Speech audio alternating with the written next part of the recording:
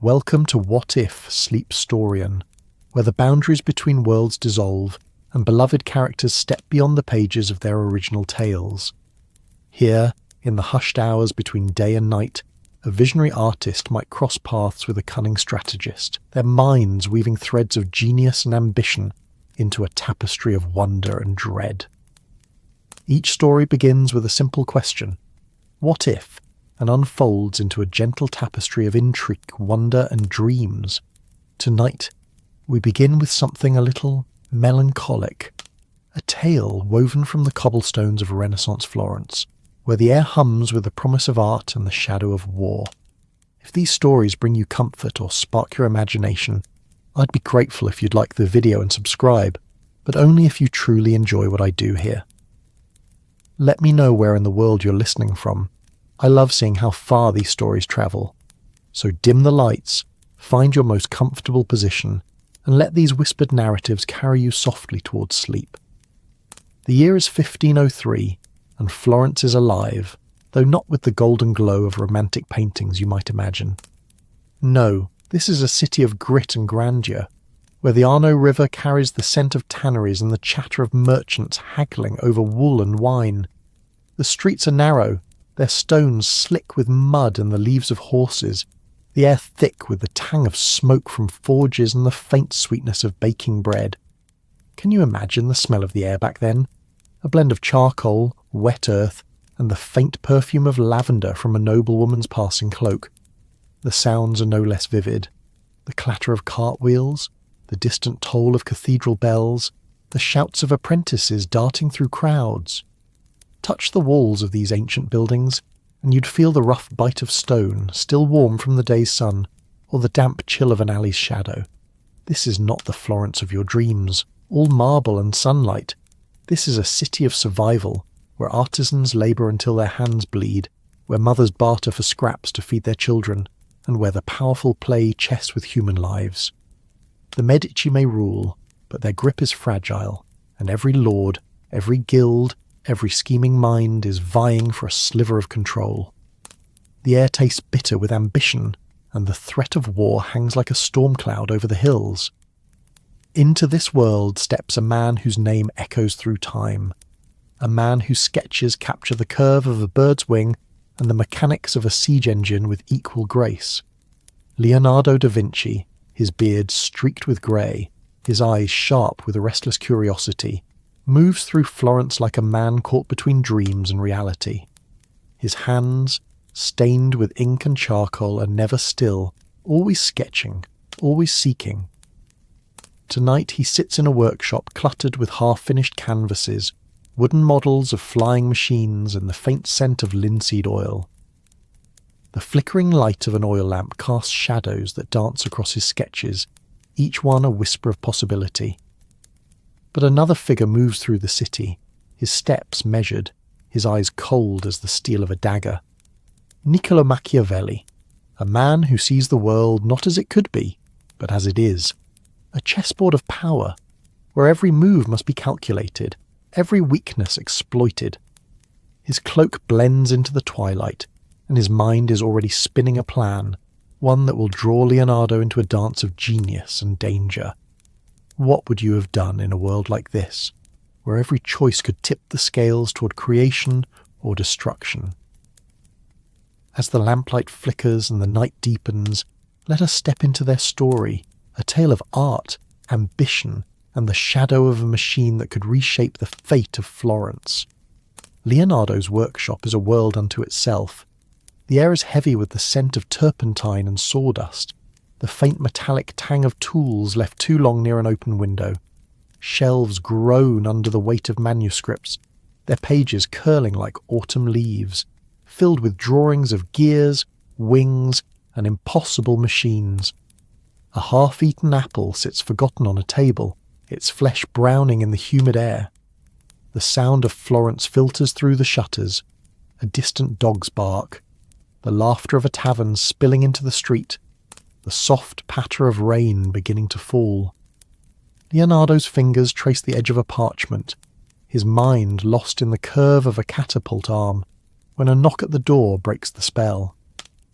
Maestro Leonardo, a voice calls, smooth as velvet but sharp with purpose. May I enter? Leonardo looks up, his brow furrowing. He knows that voice, though it carries a weight tonight that sets his nerves on edge. Signor Machiavelli, he says, rising slowly, his voice warm but guarded. What brings you to my door at this hour?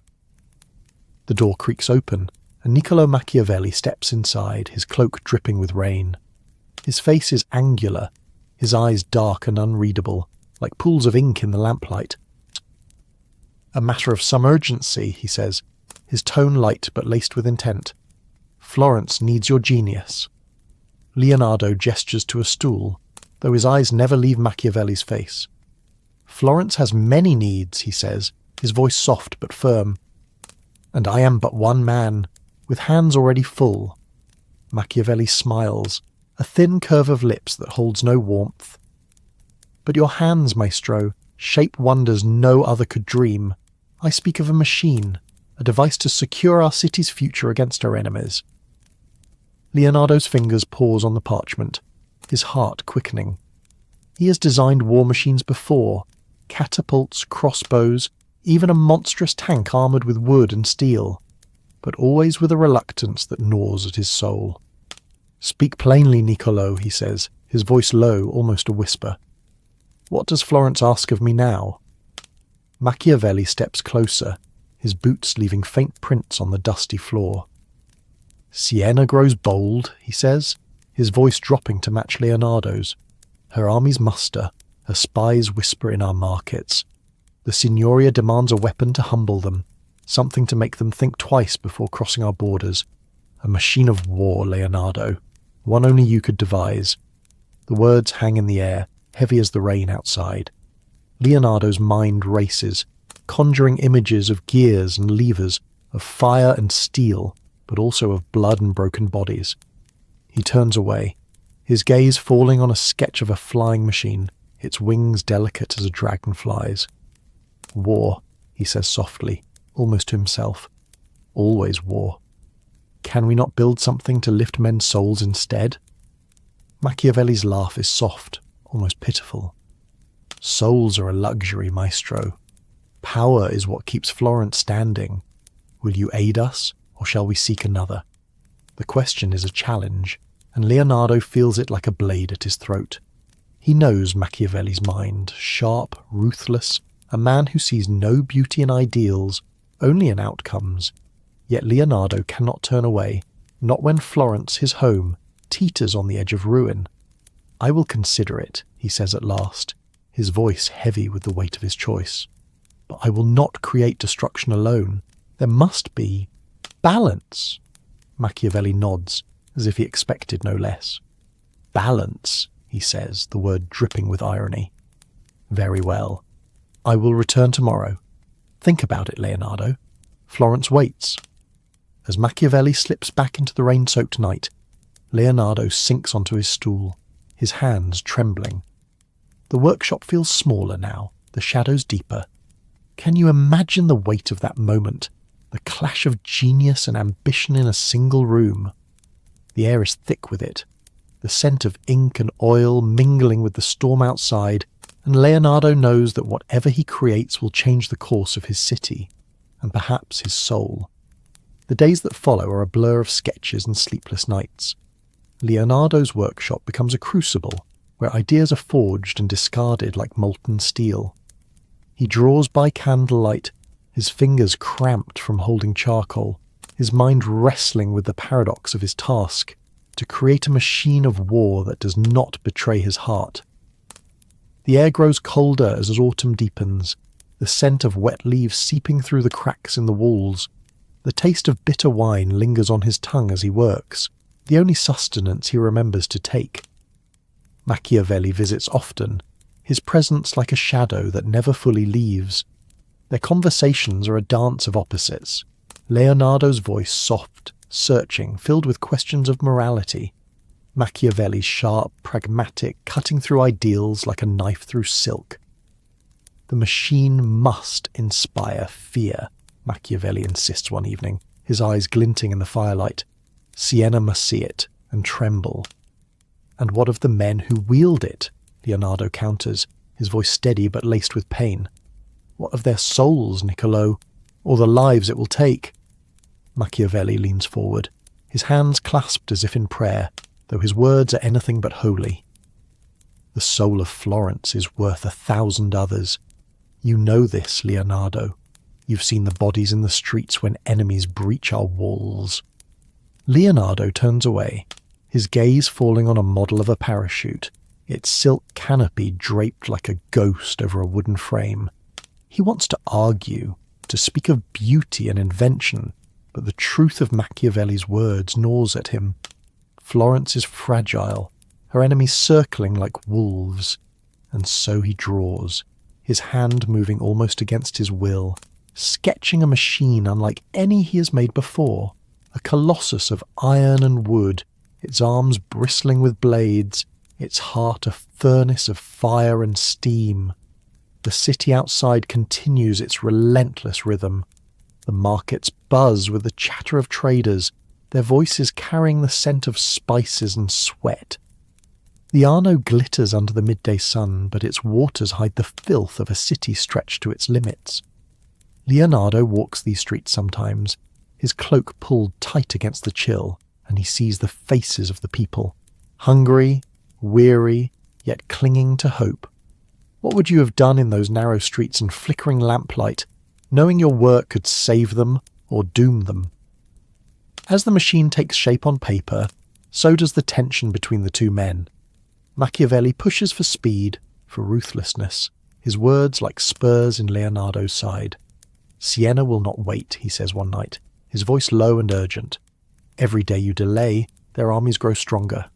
And every day I rush, I risk creating a monster, Leonardo snaps, his patience fraying. He gestures to the sketches spread across the table, their lines jagged with his frustration. This is not a sword, Niccolo. It is a force that could burn cities to ash. Do you not see the cost? Machiavelli's eyes narrow, but his voice remains calm, almost soothing. The cost of inaction is greater. You are no stranger to war, Leonardo. You've seen the fields of Milan, the blood on the stones. Would you have Florence join them? The words cut deeper than Leonardo wants to admit. He remembers Milan, the screams of the wounded, the acrid smell of gunpowder. He remembers his own designs, tanks, cannons, machines meant to protect but used to destroy. He turns back to his work, his hand trembling as he adds another line to the sketch, another piece to the machine that haunts his dreams. The machine grows in his mind, a beast of iron and fire, its gears grinding like the jaws of fate. It is beautiful in its way, a marvel of engineering, but its purpose twists Leonardo's heart.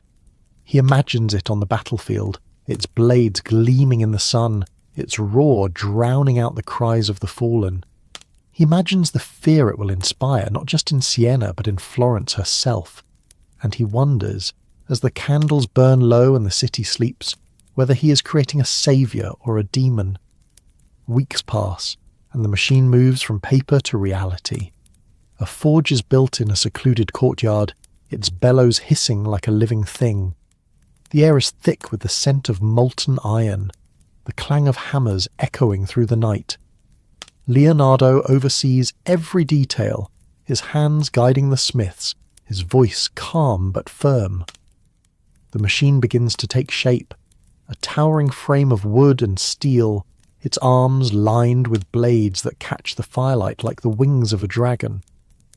It is both beautiful and terrifying, a testament to Leonardo's genius and a mirror of his fears. Machiavelli watches from the shadows, his presence a constant reminder of the machine's purpose. It is magnificent, he says one evening, his voice almost reverent. Siena will kneel before it. Leonardo does not respond, his eyes fixed on the machine. He feels its weight, not just in the iron and wood, but in his soul. He thinks of the sketches he left unfinished, wings to carry men to the sky, bridges to span rivers, machines to ease the burdens of life. Instead, he has built this, a thing of war, a thing of death. The night before the machine is to be presented to the Signoria, Leonardo stands alone in the courtyard, the air cold and sharp with the promise of winter. The machine looms before him, its silhouette black against the stars. He reaches out, his fingers brushing the cold steel, and he wonders what he has done. Can you imagine the weight of that moment? The silence of a city on the edge of change, the heart of a man torn between creation and destruction. Machiavelli joins him, his footsteps soft on the cobblestones. "Tomorrow Florence will see your genius," he says, his voice low, almost a whisper, "and Siena will know fear." Leonardo turns to him, his eyes burning with a quiet fire. "And what of us, Niccolo? What do we become when we unleash this?" Machiavelli's smile is faint, almost sad. "We become what we must, Leonardo, for Florence, for survival." The words linger in the air, heavy as the machine itself. Leonardo looks back at his creation, its blades gleaming in the moonlight, and he feels the weight of a choice that will echo through time. The night is quiet now, the city holding its breath, and as the stars wheel overhead, Leonardo wonders if he's built a machine or a monument to his own fall. The presentation to the Signoria is a spectacle, though not one of joy. The machine stands in the Piazza della Signoria, its bulk draped in cloth to hide its form, but its presence is undeniable. The air is thick with the scent of damp wool and nervous sweat, the crowd murmuring like a restless sea. Leonardo stands to one side, his face pale, his hands clasped tightly behind his back. Machiavelli is beside him, his expression unreadable, though his eyes gleam with anticipation. The cloth is pulled away and a gasp ripples through the crowd. The machine is a colossus, its blades like the wings of some ancient beast, its frame gleaming with the polish of 100 hours of labour. The Signoria, clad in their robes of velvet and gold, lean forward, their faces a mixture of awe and fear. "A marvel," one murmurs. "A terror," whispers another. Leonardo steps forward, his voice steady but soft, as if speaking to the machine itself. "This is a tool," he says, his words carrying over the crowd. "A tool to protect Florence, to guard her people. But it is not a god, nor a demon. It is what we make of it." Machiavelli's lips twitch, but he says nothing. The Signoria nods, their decision already made. The machine will be sent to the border, a warning to Siena, a symbol of Florence's strength. But as the crowd disperses and the machine is wheeled away, Leonardo feels a hollowness in his chest. He has created something extraordinary, but at what cost? That night he returns to his workshop, the air heavy with the scent of rain and regret. He takes up his charcoal and begins to sketch, not a machine of war, but a bird in flight, its wings catching the wind. The act is small, almost defiant, a reminder of the man he wants to be. But the shadow of the machine lingers, its blades etched in his mind, a question that will haunt him for years to come.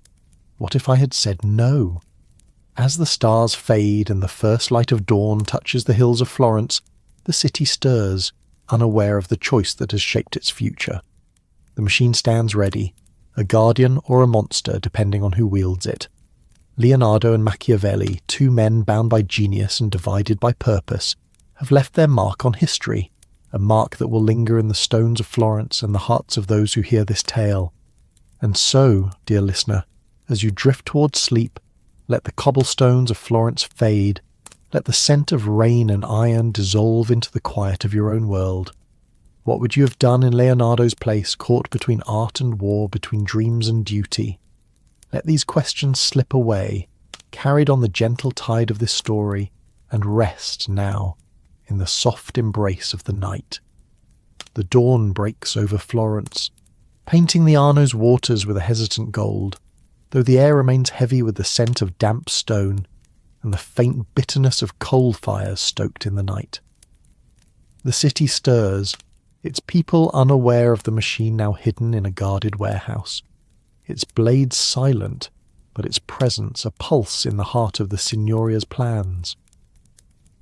Leonardo, sleepless, stands at his workshop window, his breath fogging the glass as he watches the first carts rumble through the streets.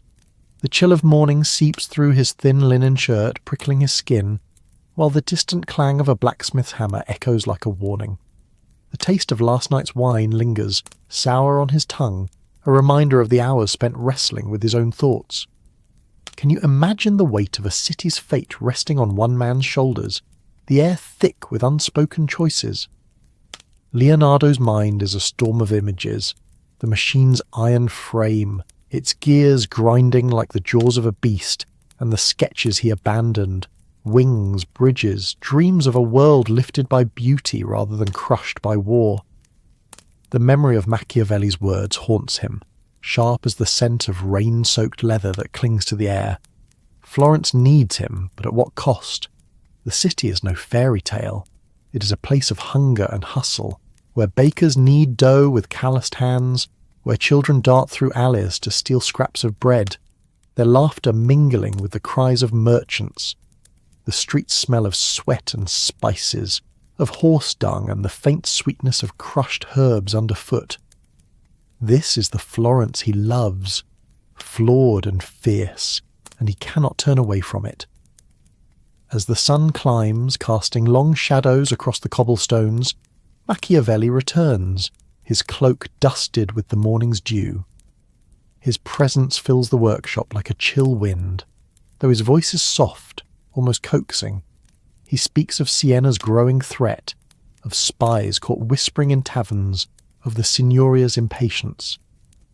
Leonardo listens, his fingers tracing the edge of a wooden model, its delicate struts meant for flight, not destruction. The air grows thick with the scent of wax and parchment, the faint creak of the workshop's beams settling under the weight of the day's heat.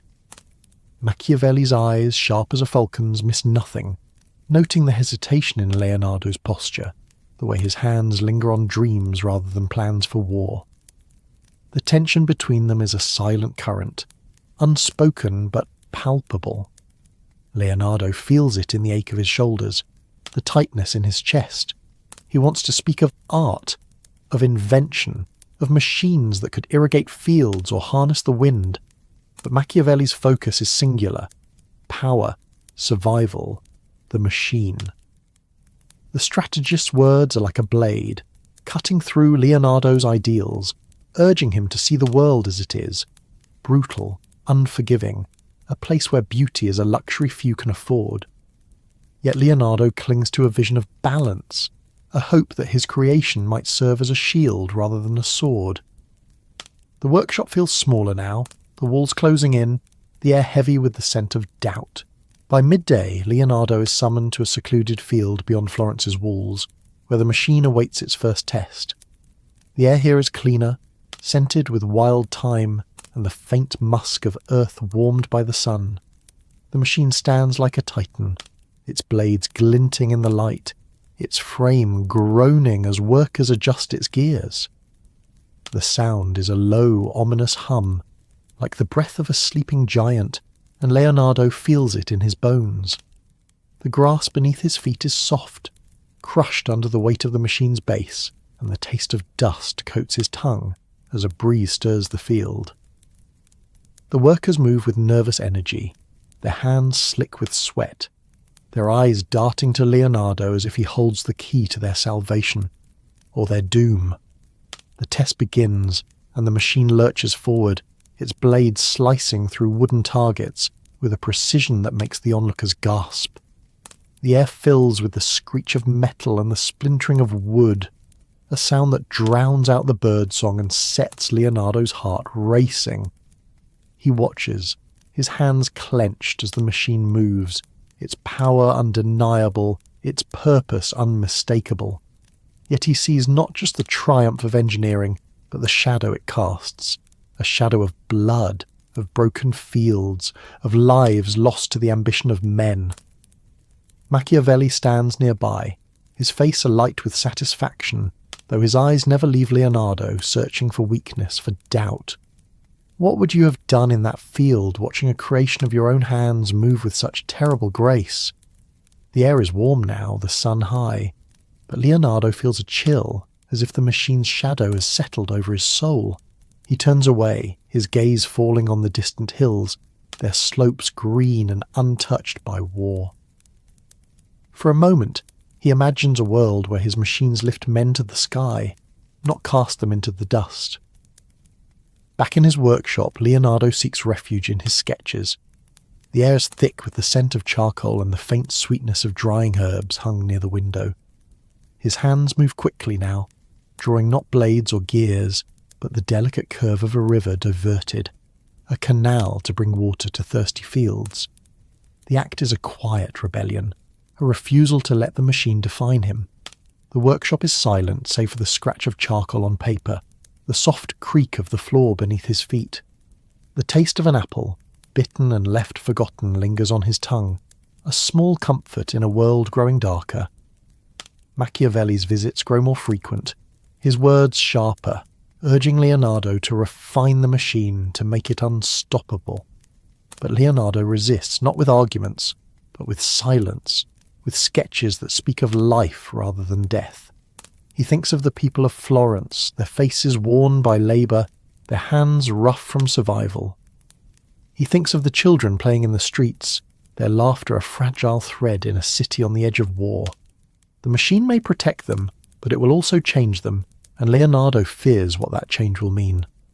As evening falls, the workshop glows with the soft light of candles, their flames casting flickering shadows across the walls. The air is heavy with the scent of wax and the faint tang of ink, the sounds of Florence muffled by the gathering dusk. Leonardo sits, his head in his hands, the weight of his choices pressing down like the stones of the city itself. He sees the machine in his mind, its blades gleaming, its gears turning, and he wonders if he has betrayed his own heart.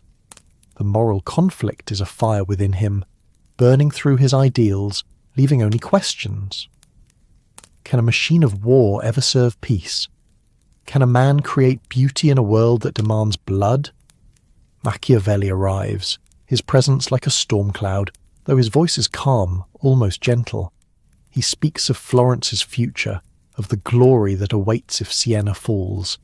He speaks of Leonardo's legacy, not as an artist, but as a saviour of the city.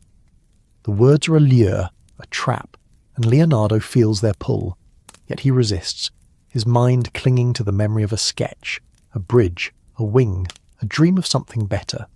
The air grows colder, the candles burning low, and Leonardo knows that the path he chooses will shape not just Florence, but the man he will become. The night deepens, and Florence sleeps, its streets quiet save for the occasional clatter of a watchman's boots. Leonardo lies awake, the air cool against his skin, the scent of rain drifting through the open window.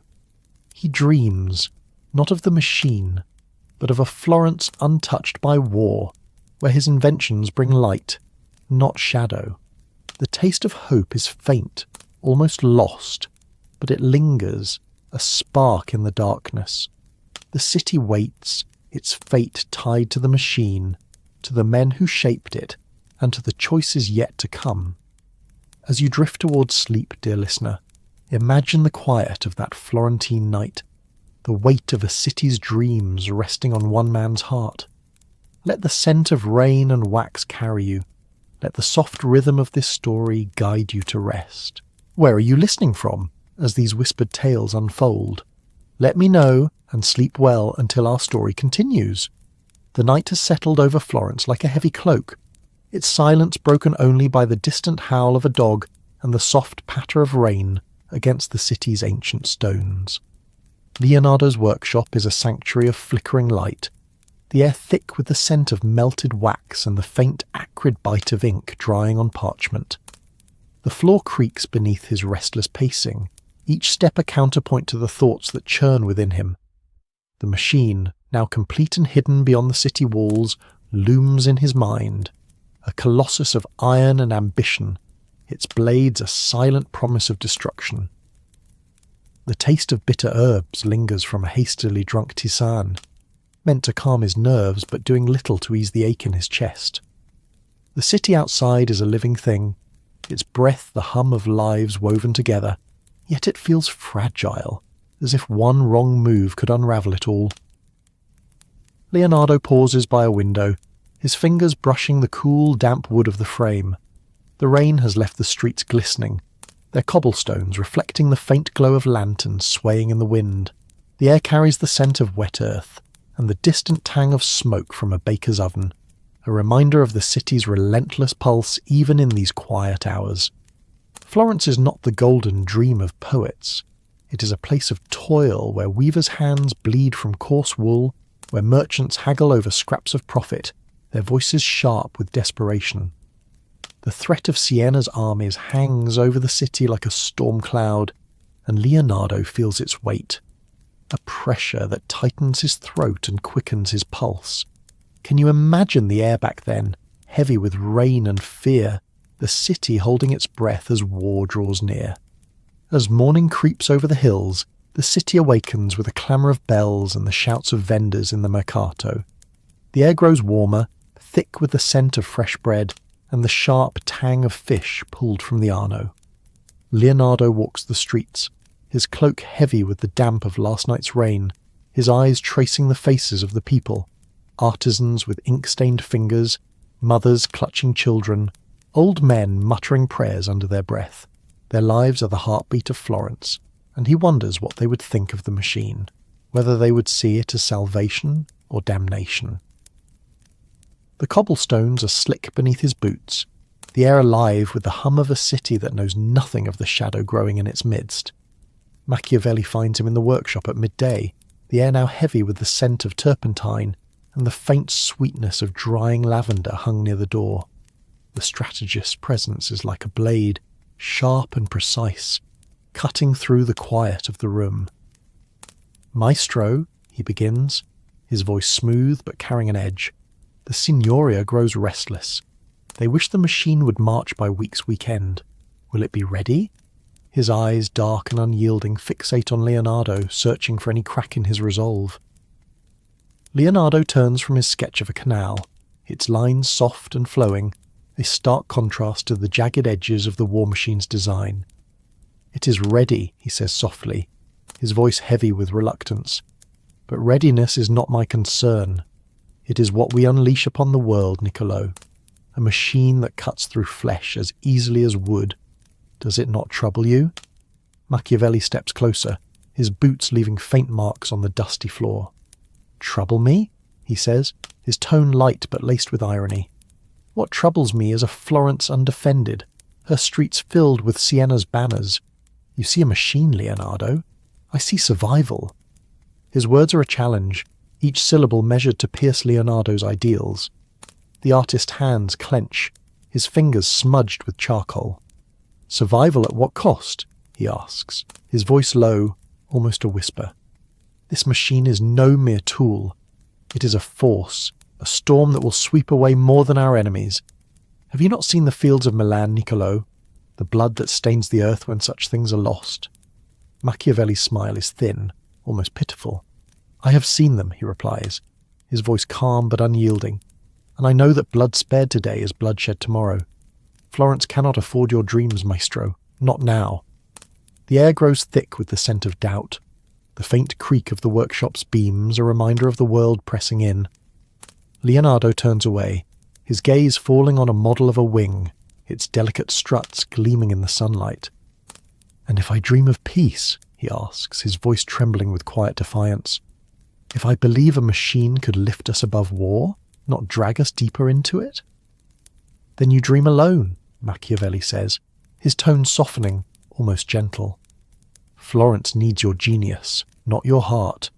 The machine is our shield. Let it be so."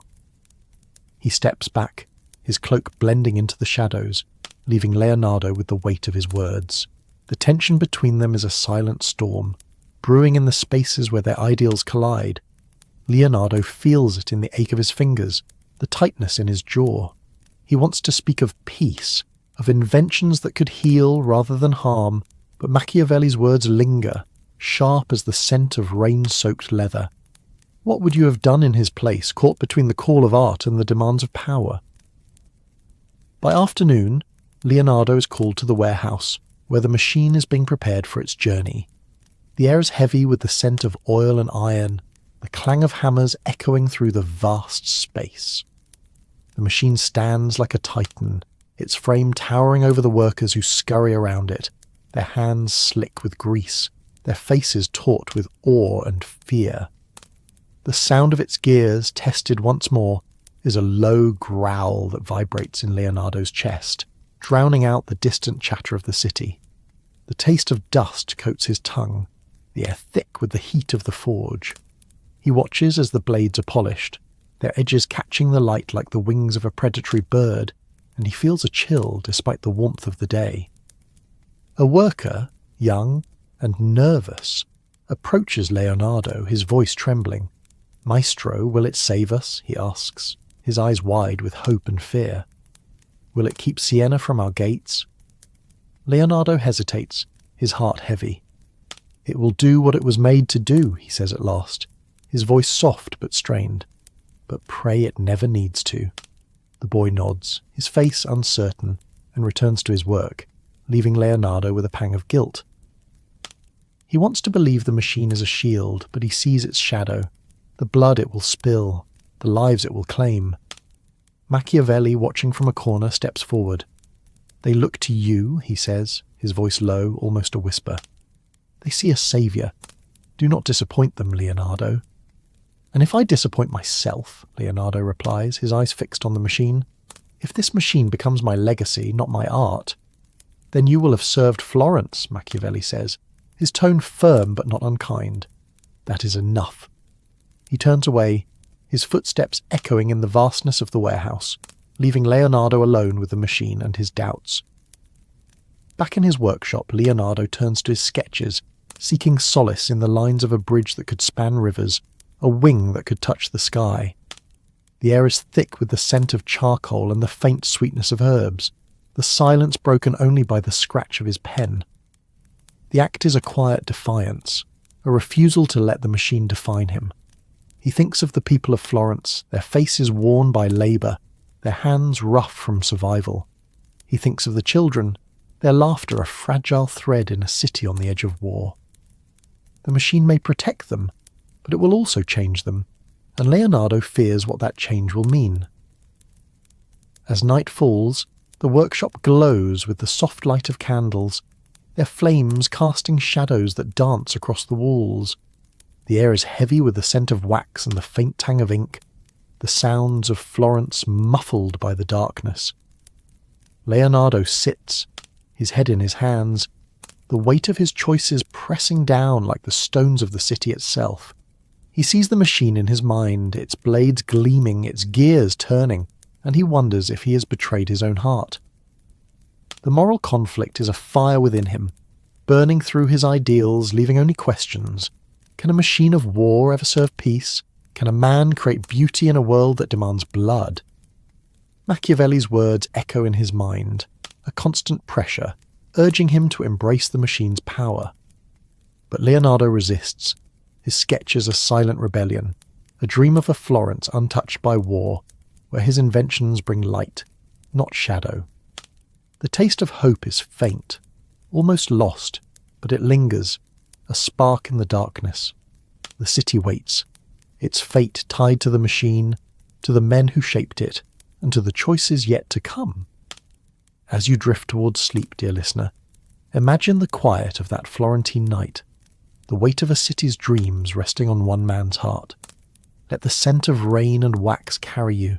Let the soft rhythm of this story guide you to rest. Where are you listening from as these whispered tales unfold? Let me know, and sleep well until our story continues. The dawn creeps over Florence, a pale light filtering through the mist that clings to Arno's banks, softening the city's edges like a half-remembered dream. The air is cool, heavy with the scent of damp straw and the faint tang of iron from forges already stoked in the early hours. Leonardo stands at his workshop window, his breath a faint cloud against the glass, his hands still smudged with the charcoal of last night's sketches. The city stirs with a quiet hum. The clatter of cartwheels, the muffled cries of vendors setting up in the mercato, the distant toll of a church bell calling the faithful to prayer. The taste of stale bread lingers on his tongue, a hasty meal forgotten in the haze of his thoughts. The machine, now poised to march towards Siena's border, weighs on him, its iron heart a shadow that darkens his every step. Can you imagine the stillness of that morning, the city waking unaware of the storm gathering in its name? The streets of Florence are a tapestry of struggle and survival, their cobblestones worn smooth by centuries of feet, slick with the dew of dawn. The air carries the scent of fresh-cut herbs and the sour bite of sweat from labourers hauling barrels to the docks. This is no city of marble and myth. It is a place where widows barter cloth for grain, where apprentices labour under the lash of hunger, their hands raw from work. Leonardo walks these streets, his cloak pulled tight against the chill, his eyes tracing the lines of a city he loves but fears he may betray. The machine, hidden in its warehouse, is a secret known only to a few, yet its presence feels like a pulse beneath the city's skin, a rhythm of dread that only he can hear. Machiavelli finds him in the Piazza della Signoria, where the air is thick with the scent of damp wool and the murmur of merchants. The strategist's cloak blends with the morning shadows, but his eyes are sharp, cutting through the mist like a blade. "Maestro," he says, his voice low, almost intimate. The Signoria is pleased. The machine is a marvel, a testament to your genius. But there is talk of a demonstration, a show of its power before it leaves for the border. Will you guide it? Leonardo's heart tightens, his fingers clenching the edge of his cloak. A demonstration, he asks, his voice soft but laced with unease. To what end, Niccolo? To frighten our own people before Siena even sees it? Machiavelli steps closer, his breath a faint cloud in the cool air. To strengthen their resolve, he replies, his tone smooth but unyielding. Florence must see her strength, feel her invincibility. Fear is a tool, Leonardo, as much as your charcoal or your gears. The artist's gaze drifts to the Palazzo Vecchio, its stone walls looming like a silent judge. And if that fear turns inward, he asks, his voice barely above a whisper, if this machine becomes a chain around our own necks? Machiavelli's smile is faint, almost sorrowful. You see chains where I see freedom, he says, his words measured, each one a calculated step. Florence's enemies will not pause for your doubts. The machine is our voice, our will. Let it speak. Leonardo turns away, his eyes falling on a child chasing a stray dog across the piazza, her laughter a fragile thread in the morning's din. I built it to protect, not to rule, he says, his voice heavy with conviction. If it speaks, let it speak of peace, not conquest. Machiavelli's eyes narrow, but his voice remains calm. Peace is won through strength, he says, his tone almost gentle. You know this, Maestro. You've seen the world's cruelty. Do not let your heart blind you to its truth. He steps back, his cloak swirling in the breeze, leaving Leonardo with the weight of his words. The tension between them lingers, a silent clash of ideals that echoes in the air, sharp as the scent of rain-soaked stone. Leonardo feels it in the ache of his shoulders, the knot in his chest. He wants to believe in a world where his creations lift spirits, not crush them, but Machiavelli's truth is a blade that cuts deep. What would you have done in that piazza, standing between a dream of peace and the reality of war? By midday, Leonardo is summoned to the warehouse, where the machine awaits its final preparations. The air is thick with the scent of oil and molten iron, the clang of hammers a relentless pulse that drowns out the city's hum. The machine stands like a colossus, its blades polished to a mirror's sheen, its frame groaning as workers tighten its bolts. The sound is a low, menacing hum, a beast stirring in its sleep, and Leonardo feels it in his bones. The floor is gritty beneath his boots, the taste of dust sharp on his tongue, as he watches the workers move with nervous precision, their hands trembling as they adjust the gears. A captain of the guard approaches, his armour clinking softly, his face lined with the weight of command. Maestro, he says, his voice rough but respectful. The Signoria bids you show us the machine's heart. They say it will turn the tide against Siena. Is it true? Leonardo hesitates, his eyes fixed on the machine's iron frame. "It will do what it was made to do," he says at last, his voice steady but heavy with unspoken fear. "But its heart is ours to guide. Use it wisely, or it will consume us all." The captain nods, his face uncertain, and returns to his men, leaving Leonardo with a pang of doubt. He wants to believe the machine can be a shield, but he sees its shadow, the blood it will spill, the fear it will sow. Machiavelli, watching from the sidelines, steps forward, his presence a quiet storm.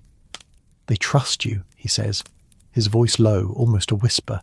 "They see a saviour. Do not falter now, Leonardo." "And if I falter in my soul?" Leonardo replies, his eyes burning into Machiavelli's. "If this machine becomes my cage, not my triumph?" "Then you will have served Florence," Machiavelli says, his tone firm but not unkind. "That is enough." He turns away, his footsteps echoing in the vastness of the warehouse, leaving Leonardo alone with the machine and his doubts. Back in his workshop, Leonardo seeks refuge in his sketches, the air thick with the scent of charcoal and the faint sweetness of drying herbs. His hands move swiftly, drawing not blades or gears, but the gentle curve of a river diverted, a bridge to connect distant shores. The act is a quiet rebellion, a refusal to let the machine define him. The workshop is silent save for the scratch of his pen, the soft creak of the floor beneath his feet. The taste of an apple, bitten and forgotten, lingers on his tongue, a small comfort in a world growing darker. As evening falls, the workshop glows with the soft light of candles, their flames casting shadows that dance across the walls. The air is heavy with the scent of wax and the faint tang of ink, the sounds of Florence muffled by the gathering dusk. Leonardo sits, his head in his hands, the weight of his choices pressing down like the stones of the city itself. He sees the machine in his mind, its blades gleaming, its gears turning, and he wonders if he has betrayed his own heart. The moral conflict is a fire within him, burning through his ideals, leaving only questions. Can a creation born of war ever serve peace? Can a man hold fast to beauty in a world that demands blood? Machiavelli's words echo in his mind, a relentless pressure, urging him to embrace the machine's power. But Leonardo resists, his sketches a silent defiance, a dream of a Florence untouched by war, where his inventions bring light, not shadow. The taste of hope is faint, almost lost, but it lingers, a spark in the darkness. The city waits, its fate tied to the machine, to the men who shaped it, and to the choices yet to come. As you drift towards sleep, dear listener, imagine the quiet of that Florentine night, the weight of a city's dreams resting on one man's heart. Let the scent of rain and wax carry you. Let the soft rhythm of this story guide you to rest. Where are you listening from as these whispered tales unfold? Let me know, and sleep well, as we drift deeper into this tale of Florence, where the air grows heavier with the weight of choices yet to be made. The sun has barely crested the hills, its light a pale shimmer across the Arno, when Leonardo steps into the streets once more. The morning is sharp with the scent of wet straw and the faint musk of river mud, stirred by the carts that rumble toward the Mercato. The cobblestones glisten underfoot, slick from the night's rain, and the air hums with the chatter of vendors, their voices hoarse from early calls, offering fish fresh from the river or loaves baked in the pre-dawn hours. The city is a living thing, its pulse uneven, its breath a mix of hope and desperation. Leonardo's cloak, heavy with dew, brushes against his calves, and the cold seeps into his bones, a reminder of the sleepless hours spent wrestling with the shadow of the machine. Can you imagine the feel of those streets? The rough stone underfoot, the air sharp with the promise of a day both ordinary and fraught with unseen danger? The machine, now fully assembled, waits in its warehouse, a colossus of iron and wood that seems to breathe in the quiet moments before dawn. Its blades, polished to a mirror's edge, catch the light of torches, casting jagged shadows across the walls. The air in the warehouse is thick with the acrid tang of oil, and the low hum of workers' murmurs, their hands moving with a nervous precision as they prepare the beast for its journey to the border. Leonardo visits it rarely now, each glimpse of a pang in his chest, a reminder of the line he has crossed. The taste of dust lingers on his tongue, a gritty echo of the forge's heat, and the sound of creaking gears haunts his steps as he returns to the city. Machiavelli, ever watchful, finds him in the workshop at dusk, the air heavy with the scent of melted wax and the faint sweetness of dried rosemary hung by the door. The strategist's presence is a quiet storm, his cloak still damp from the evening's mist. "Maestro," he says, his voice smooth as polished stone, "the Signoria speaks of a grand display, a pageant of power to rally the city before the machine marches. They wish you to present it to show Florence her strength." Leonardo's hands pause over a sketch of a water wheel, its lines soft and flowing, a dream of nurturing fields rather than breaking them. "A pageant?" he asks, his voice low, tinged with weariness. "To parade a machine of death before the people, as if it were a festival banner? Niccolo, this is not a triumph. It is a burden." Machiavelli steps closer, his boots soft on the worn floorboards, his eyes glinting in the candlelight. "A burden that will save them," he replies, his tone firm but measured. "The people need to see their city's might, to feel its pulse. Without fear, there is no unity. Without unity, Florence falls." Leonardo's gaze drifts to a model of a flying machine, its delicate struts draped in silk, a fragile hope in a room heavy with doubt. "And what of their hearts?" he asks, his voice barely above a whisper. "What does it do to a city to cheer for a machine that could burn another to ash? What does it do to me, Niccolo, to be the hand that shaped it?" Machiavelli's smile is thin, a blade's edge. "You are not the first to wrestle with such questions, Maestro, nor will you be the last. But Florence does not need your heart. She needs your mind. Let the machine be her voice, and let it roar." The words hang in the air, sharp as the scent of rain-soaked leather that clings to Machiavelli's cloak. Leonardo feels them like a weight, pressing against his chest, urging him to bend. Yet he resists, his fingers tracing the lines of his sketch, clinging to the dream of a world where his creations lift rather than destroy. The workshop is silent, save for the soft crackle of the fire, the faint drip of wax from a candle burning low. What would you have done in that moment, standing in the flickering light, torn between a city's survival and the cost of your own soul? The days that follow are a blur of preparation and doubt. The Signoria's plans take shape, and the city buzzes with rumours of a grand spectacle in the Piazza della Signoria. The air grows colder, the scent of autumn leaves mingling with the smoke of forges working overtime.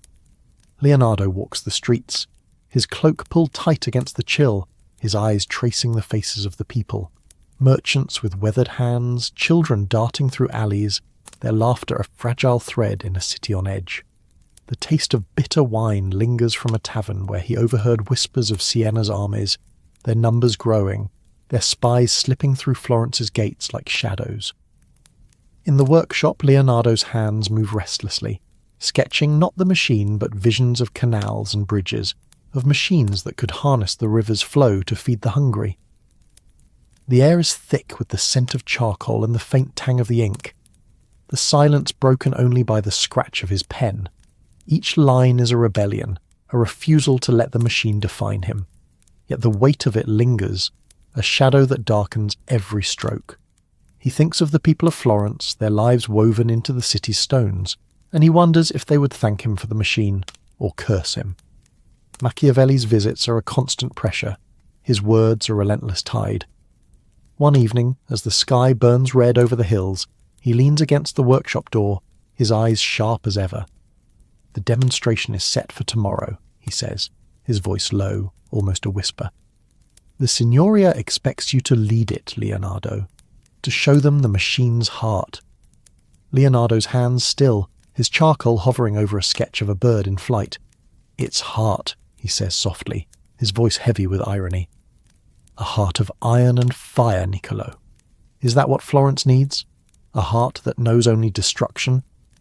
Machiavelli steps closer, his presence filling the room like a storm. It needs a heart that beats, he replies, his tone unyielding. A heart that keeps Siena at bay, that holds Florence together when all else fails. You built it, Leonardo. Now let it live. The artist turns away, his gaze falling on a model of a parachute, its silk canopy catching the candlelight like a dream half remembered. And if it lives, what dies? He asks, his voice trembling with quiet defiance. What part of me, of Florence, is lost when we unleash this? Machiavelli's eyes soften, but his voice remains firm. Nothing is lost if Florence stands. You know this, maestro. You've seen the cost of weakness. He steps back, his cloak blending into the shadows, leaving Leonardo with the echo of his words. The night before the demonstration, Leonardo stands alone in the warehouse, the air thick with the scent of oil and iron, the machine looming like a titan in the torchlight. Its blades gleam, sharp and silent, and the sound of its gears, still now, echoes in his mind like a heartbeat. He reaches out, his fingers brushing the cold steel, and feels a chill that has nothing to do with the autumn air. The taste of dust coats his tongue, a reminder of the forge's heat, and the distant sound of a watchman's boots on the cobblestones grounds him at this moment. Can you imagine the silence of that warehouse, the weight of a creation that could change a city's fate? The day of the demonstration dawns crisp and clear, the air alive with the scent of fresh bread and the faint tang of river water. The Piazza della Signoria is a sea of faces, their murmurs rising like a tide, their eyes bright with curiosity and fear. The machine stands at the centre, its bulk draped in cloth, its presence a pulse that thrums through the crowd. Leonardo stands to one side, his hands clasped tightly behind his back, his heart heavy with dread. Machiavelli is nearby, his face unreadable, though his eyes gleam with anticipation. The cloth is pulled away, and a gasp ripples through the crowd. The machine is a colossus, its blades catching the sunlight like the wings of a dragon, its frame groaning as workers move it into position. The air is thick with the scent of damp wool and nervous sweat, the sound of the crowd a restless hum that drowns out the distant bells.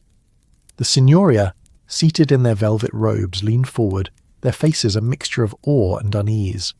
A marvel, one whispers. A terror, murmurs another. Leonardo steps forward, his voice steady but soft, as if speaking to the machine itself. This is a tool, he says, his words carrying over the crowd. A tool to guard Florence, to protect her people. But it is not a god, nor a demon. It is what we make of it.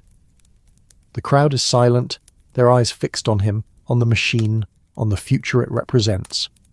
Machiavelli's lips twitch, but he says nothing. The Signoria nods, their decision already made. The machine will march to the border, a warning to Siena, a symbol of Florence's strength. But as the crowd begins to disperse, Leonardo feels a hollowness in his chest, a question that gnaws at him. What have I done? That night he returns to his workshop, the air heavy with the scent of rain and regret.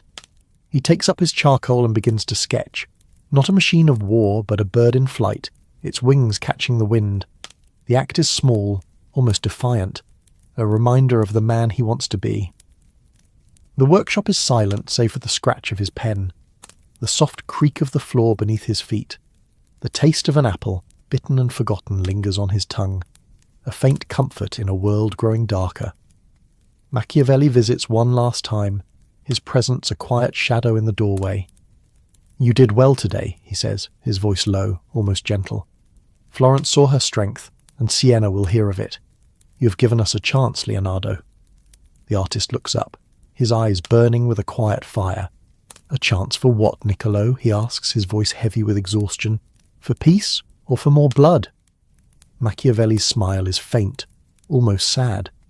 For survival, he says, his words a whisper in the candlelight. That is enough. He turns away, his footsteps fading into the night, leaving Leonardo alone with his sketches and his doubts. The machine marches toward the border in the days that follow, its blades gleaming under the autumn sun, its gears grinding like the jaws of fate. Leonardo does not go with it, choosing instead to remain in his workshop, where the air is thick with the scent of charcoal and the faint sweetness of herbs. He sketches tirelessly, drawing bridges, wings, machines that could lift a city rather than break it. Each line is a prayer, a hope that his legacy will not be defined by the machine, but by the dreams he refused to abandon. The city of Florence continues its relentless rhythm, unaware of the shadow that marches in its name. The markets buzz with the chatter of traders, their voices carrying the scent of spices and sweat. The Arno glitters under the midday sun, its waters hiding the filth of a city stretched to its limits. The people go on, their lives a tapestry of struggle and survival, their laughter a fragile thread in a world on the edge of war. Leonardo walks these streets sometimes, his cloak pulled tight against the chill, his eyes tracing the faces of the people, hungry, weary, yet clinging to hope. He thinks of the machine, now far from the city, and wonders what it will bring. Will it be the shield he hoped for, or the monster he feared? The question lingers, heavy as the scent of rain-soaked stone, and he knows it will haunt him for years to come. As the stars fade and the first light of dawn touches the hills of Florence, the city stirs, its fate tied to the machine, to the men who shaped it, and to the choices they made. Leonardo returns to his workshop, the air cool against his skin, the scent of wax and ink a quiet comfort. He takes up his charcoal and begins to sketch, not a machine of war, but a vision of a world where beauty triumphs over destruction. The act is small, but it is his own, a spark of hope in a city on the edge of shadow. And so, dear listener, as you drift towards sleep, let the cobblestones of Florence fade. Let the scent of rain and iron dissolve into the quiet your own world. What would you have done in Leonardo's place, caught between art and war, between dreams and duty? Let these questions slip away, carried on the gentle tide of this story, and rest now in the soft embrace of the night. Where are you listening from, as these whispered tales unfold? Let me know, and sleep well, as our story finds its rest. As the dawn's first light fades into the steady glow of morning, Florence hums with a restless energy, its streets alive with the clatter of hooves and the shouts of vendors hauling their wares to the mercato.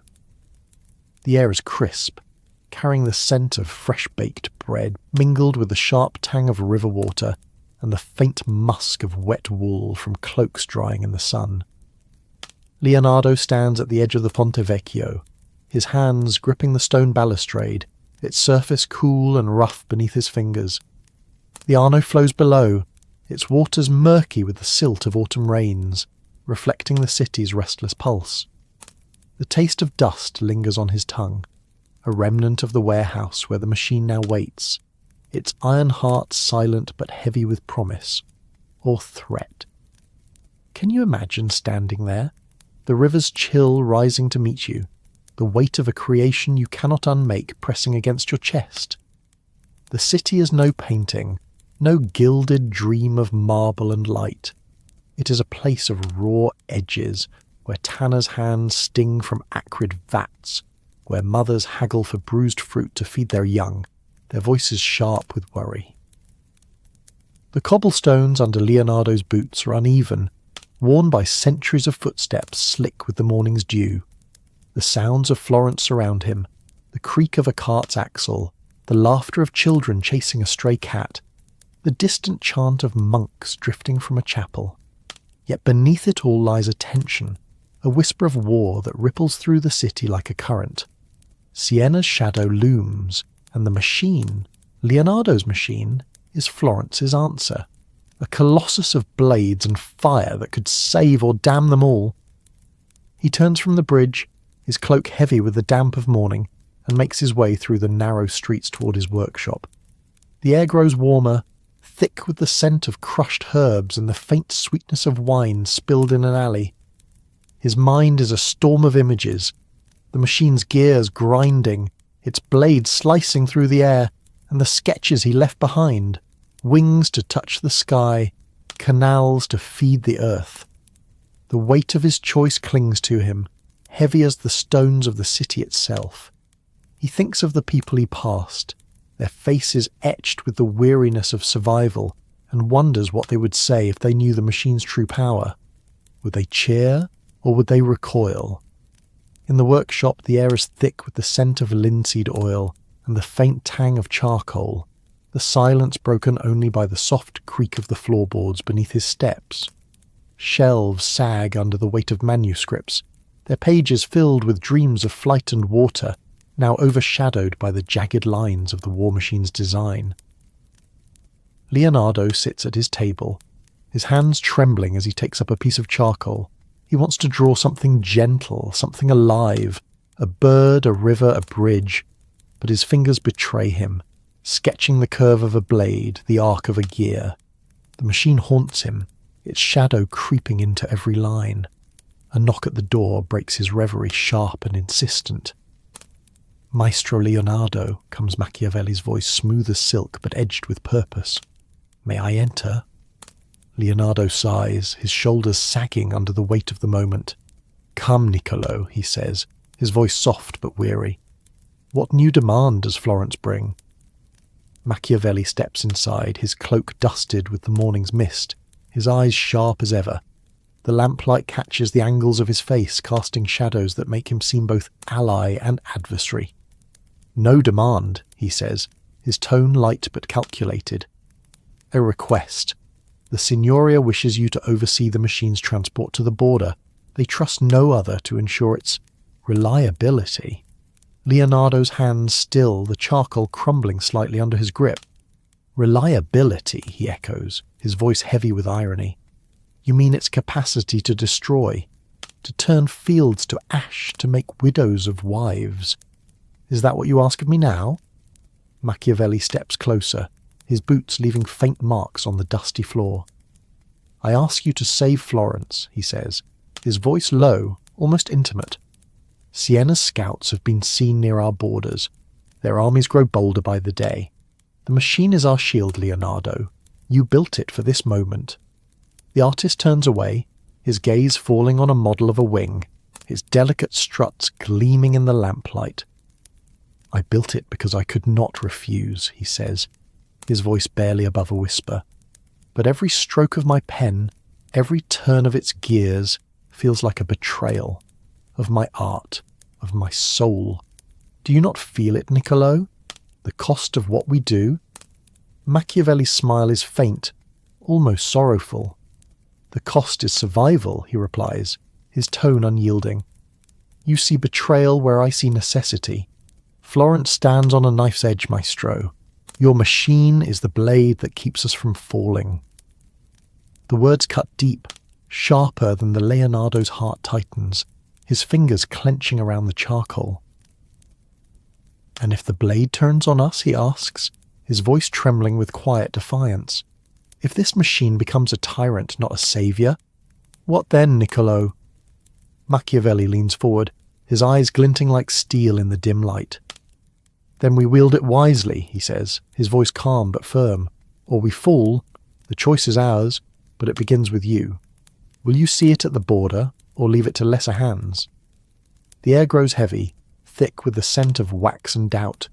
The faint creak of the workshop's beams, a reminder of the world pressing in.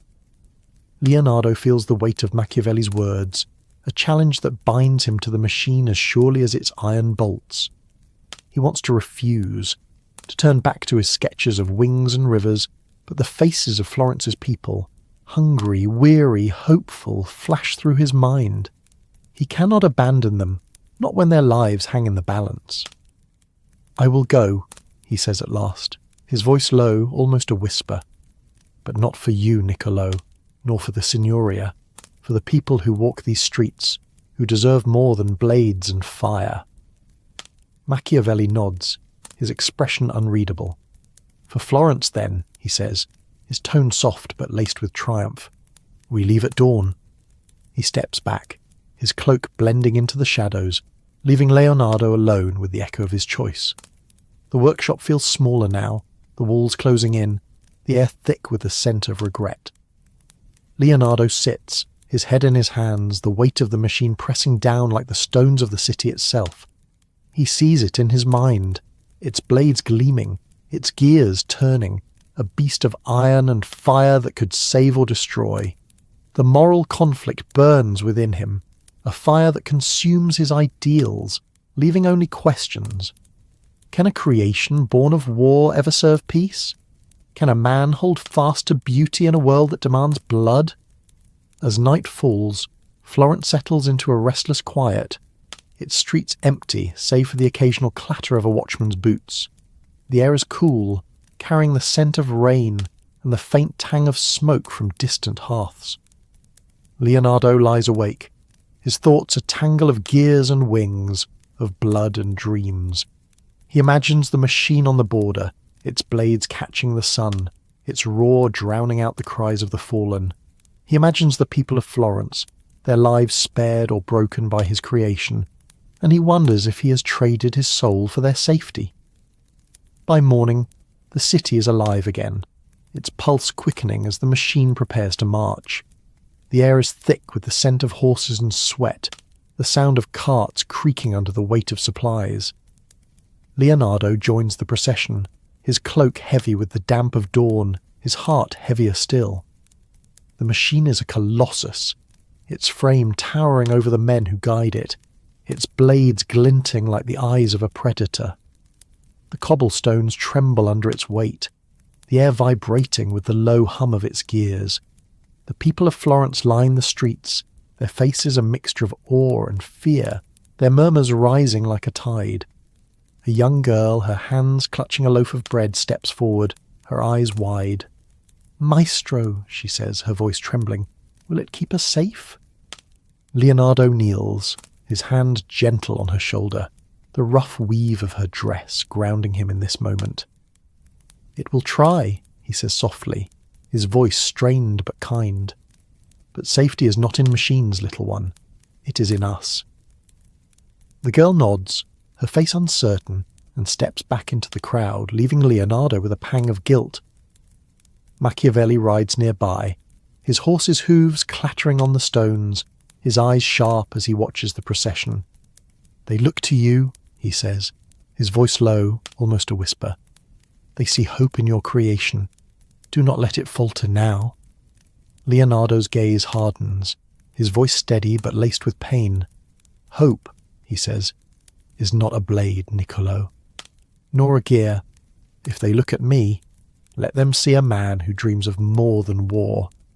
The strategist's lips twitch, but he says nothing, urging his horse forward as the procession moves toward the city gates. The air grows warmer, the scent of dust and horses mingling with the faint sweetness of wildflowers from the fields beyond. Leonardo walks beside the machine, his hand brushing its iron frame, the cold metal a stark contrast to the warmth of the sun. He feels its weight, not just in his hands but in his soul, a burden he cannot set down.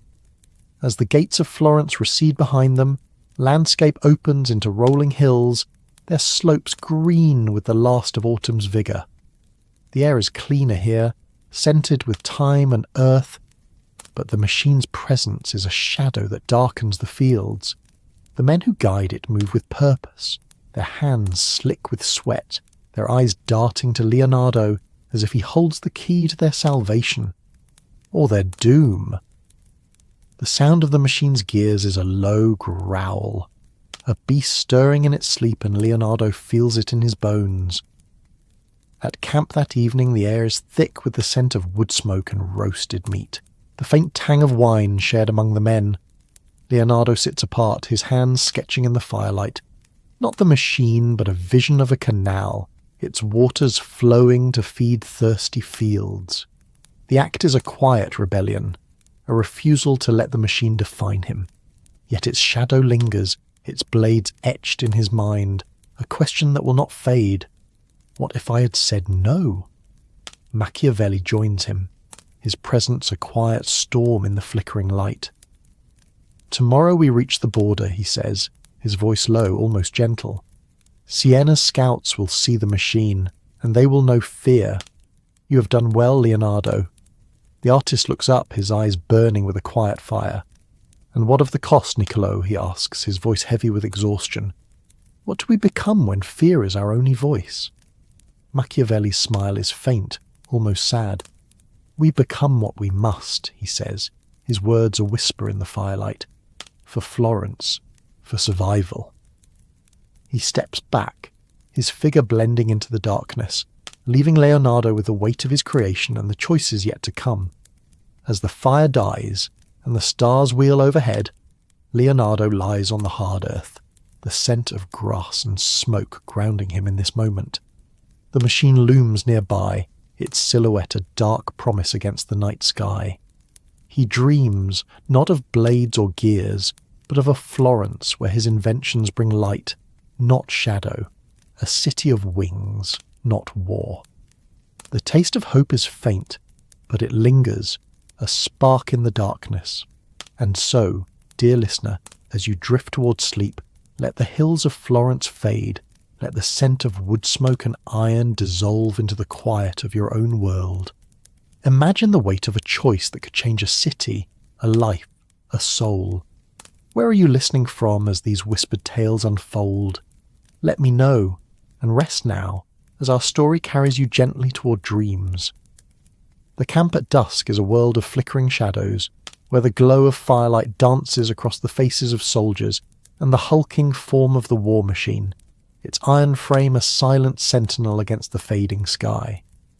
The air is thick with the scent of wood smoke and roasted chestnuts, mingling with the sharp tang of sweat and the faint sweetness of wild thyme crushed underfoot. Leonardo sits apart from the men, his cloak spread over the damp grass, his hands moving restlessly over a scrap of parchment. The charcoal in his fingers traces the curve of a river, a dream of water flowing to parched fields, but the machine's shadow looms in his mind, its blades glinting like a predator's teeth. The taste of gritty bread lingers on his tongue, a hasty meal shared with the camp, and the distant sound of a soldier's lute weaves through the murmurs of men preparing for the border. Can you imagine the weight of that evening? The air heavy with the promise of conflict, the heart of a man torn between creation and destruction. The hills of Tuscany stretch before them, their slopes softened by the twilight, but the peace of the landscape feels fragile, like a tapestry stretched too thin. The machine, now fully assembled, stands at the edge of the camp, its gears quiet, but its presence a low hum that vibrates in Leonardo's chest. The men move around it with a mixture of awe and fear, their hands brushing the cold steel as if it were a sacred relic, or a cursed one. The air carries the scent of oiled leather and the faint musk of horses tethered nearby, their soft whinnies a counterpoint to the clank of armour being polished. Florence is far behind now, its cobblestones and cathedral bells a memory, replaced by the open sky and the looming threat of Sienna's armies. Leonardo's thoughts are a storm, swirling with images of the machine's power and the sketches he left behind. Wings to lift men to the clouds, bridges to span rivers, machines to ease the burdens of life. The weight of his choice presses against him, heavy as the earth beneath his boots. He thinks of the people of Florence, their faces worn by labour, their laughter a fragile thread in a city on the edge of war. The machine may protect them, but at what cost? The question gnaws at him, sharp as the scent of pine resin in the air, and he wonders if he has traded his soul for their safety. Machiavelli approaches, his footsteps soft on the grass, his cloak blending with the gathering dusk. His presence is a quiet storm, his eyes sharp as they catch the firelight. "Maestro," he says, his voice low, almost gentle. The men speak of the machine as if it were a god. They say it will crush Siena before a single sword is drawn. You've given them hope. Leonardo looks up, his hands stilling on the parchment. Hope, he says, his voice heavy with irony, or fear dressed as hope. A machine that tears through flesh and bone. Is that what hope looks like, Niccolo? Machiavelli sits beside him, his gaze steady, unyielding. Hope is what keeps men fighting, he replies, his tone smooth but firm. Without it, they falter. The machine is a symbol, Leonardo, a blade to cut through Siena's ambition. You forged that blade. The artist's fingers tighten around the charcoal, his knuckles white. A blade that cuts both ways, he says softly, his voice trembling with quiet defiance. It will protect Florence, yes, but it will also change her. The people will see power, not beauty. They will learn to love the shadow, not the light. Machiavelli's smile is faint, almost pitying. Beauty is a luxury, maestro. Power is survival. You know the world's cruelty. Milan, Pavia, the fields soaked in blood. Would you have Florence join them? The words sting, sharp as the cold air against Leonardo's skin. He remembers the battlefields, the screams of the wounded, the acrid smell of gunpowder. His machines meant to defend had been twisted to destroy, and now he has built another, greater and more terrible one. He turns away, his gaze falling on the distant hills, their outlines soft in the twilight. I dreamed of lifting men to the sky, he says, his voice barely above a whisper, not casting them into the dust. Machiavelli leans closer, his voice low, almost intimate. Dreams do not hold cities, Leonardo. Machines do. Tomorrow we will reach the border. Siena's scouts will see your creation, and they will know fear. That is your gift to Florence. Leonardo's heart tightens, his breath catching in his throat. And what is my gift to myself, Niccolo? A legacy of destruction, a soul stained with blood. The strategist's eyes soften, but his words are unrelenting. Your gift to yourself is purpose. You're no mere painter, no dreamer of wings. You're the man who will save Florence, embrace it, or it will consume you. The silence that follows is heavy, broken only by the crackle of the fire and the distant howl of a wolf in the hills. Leonardo feels the weight of Machiavelli's words, a pressure that binds him to the machine as surely as its iron bolts. He wants to argue, to speak of art and invention, but the truth of Florence's fragility holds him back. The city is a living thing, its heartbeat the laughter of its children, the toil of its artisans, and he cannot let it fall.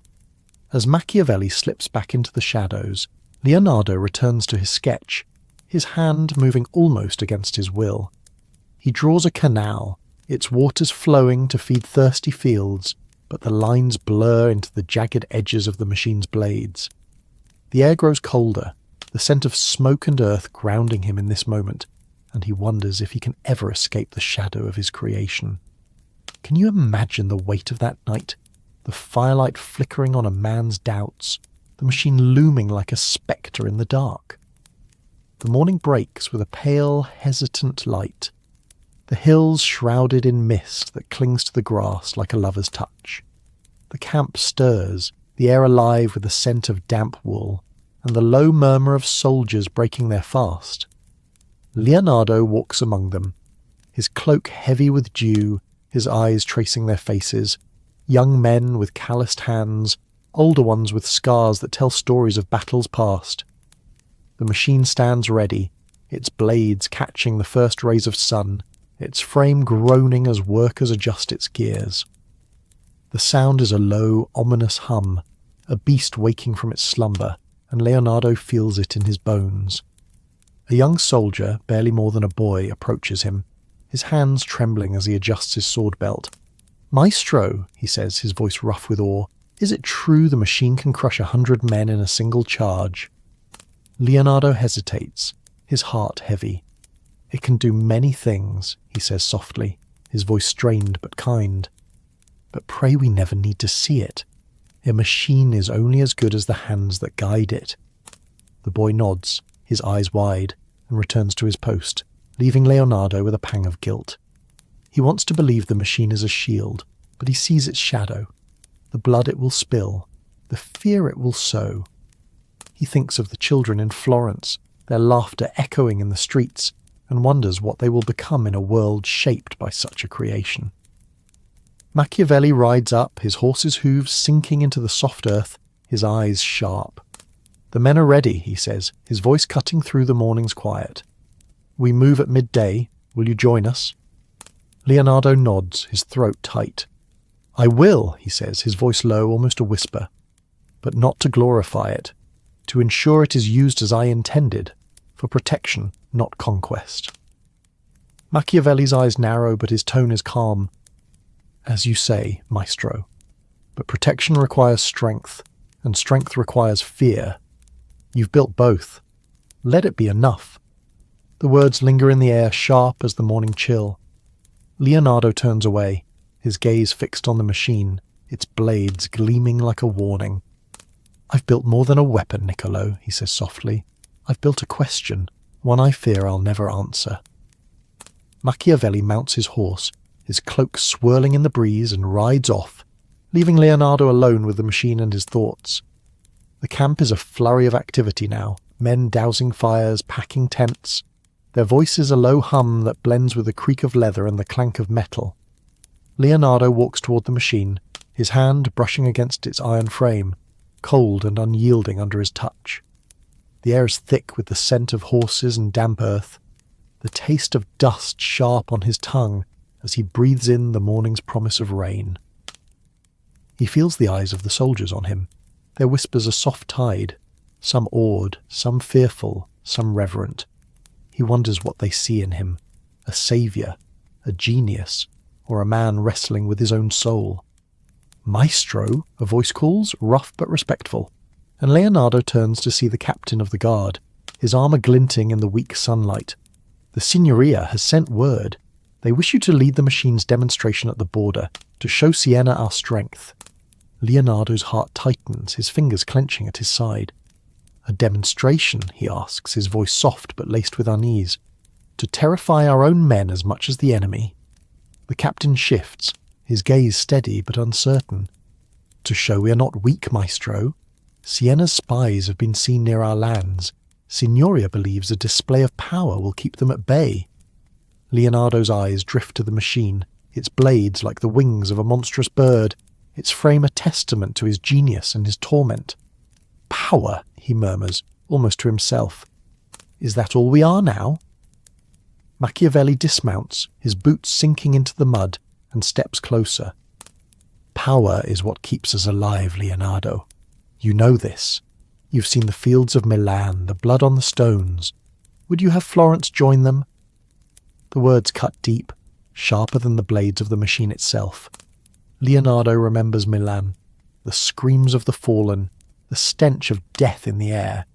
He had designed machines then too, catapults, cannons, instruments of war meant to protect but used to destroy. And now this colossus, this beast of iron and fire, stands ready to march, its purpose as clear as it is terrible. "I built it to save Florence," he says at last, his voice heavy with conviction, "not to glorify it. I will lead the demonstration, but I will do it my way, to show strength, yes, but also restraint." Machiavelli's lips twitch, a faint smile that holds no warmth. "Restraint is a luxury, Maestro. The battlefield is no place for it. But do as you will. Signoria trusts you." Leonardo turns away, his gaze falling on the distant hills, their slopes green and untouched by the shadow of war. For a moment, he imagines a world where his machines lift men to the sky, not cast them into the dust, a world where beauty triumphs over destruction. The vision fades as quickly as it comes, replaced by the stark reality of the machine before him. The march to the border begins at midday, a slow, deliberate procession through the rolling hills. The air is warm now, the sun high, but Leonardo feels a chill, as if the machine's shadow has settled over his soul. The soldiers move with purpose, their armour clanking, their faces set with determination. The machine rolls forward, its gears grinding, its blades catching the light like a warning. The people of the nearby villages watch from afar, their eyes wide with fear and wonder, their whispers of a soft tide that follows the procession. Leonardo walks beside the machine, his hand occasionally brushing its frame, the cold metal a stark contrast to the warmth of the day. He feels the weight of every step, the burden of what he has created pressing down like the stones of Florence itself. The fields around them are lush, the grass swaying in the breeze, but the beauty feels fleeting, as if it could be swept away by the machine's roar. At the border, a wide plain stretches before them, the land marked by a low stone wall that separates Florence from Siena's territory. The air is still, heavy with the scent of wildflowers and earth, the silence broken only by the creak of the machine's wheels and the soft murmurs of the men. Leonardo stands at the edge of the plain, his cloak billowing in the wind, his eyes fixed on the horizon. Somewhere out there, Siena's scouts are watching, their reports shaping the fate of two cities. Machiavelli rides up, his horse's hooves sinking into the soft earth, his gaze sharp as a blade. "The moment is here, maestro," he says, his voice low, almost reverent. "Show them what Florence can do." Leonardo nods, his throat tight, and steps forward, his hands clasped behind his back. The soldiers gather, their eyes on him, their breaths held.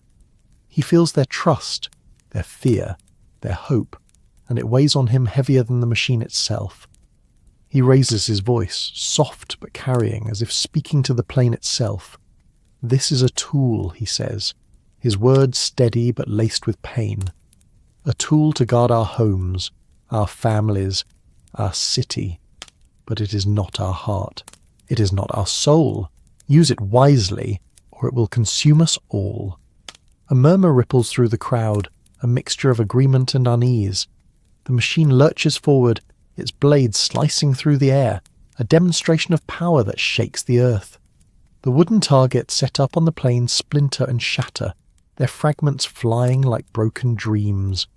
The soldiers cheer, their voices a roar that drowns out the birdsong, but Leonardo's heart sinks, the sound of destruction echoing in his mind. Machiavelli dismounts, his eyes gleaming with satisfaction. "They see it now," he says, his voice low, almost a whisper. "Siena will hear of this, and they will tremble." Leonardo's gaze remains on the shattered targets, his voice barely above a murmur. "And what will Florence become, Niccolo? A city that trembles at its own power?" Machiavelli's smile fades, his eyes narrowing. "Florence will survive," he says, his tone firm but not unkind. "That is enough." The demonstration ends, and the soldiers begin to disperse, their voices a low hum that blends with the wind. Leonardo walks away, his steps heavy, his thoughts a tangle of gears and wings. The machine stands silent now, its blade still, but its presence lingers, a shadow that follows him back to the camp. That night, by the firelight, Leonardo sits alone, his hands sketching in the flickering glow. The air is cool, carrying the scent of wood smoke and earth, the taste of roasted meat lingering from the evening's meal. He draws not the machine, but a vision of a bridge, its arches spanning a river, connecting distant shores. The act is a quiet rebellion, a refusal to let the machine define him.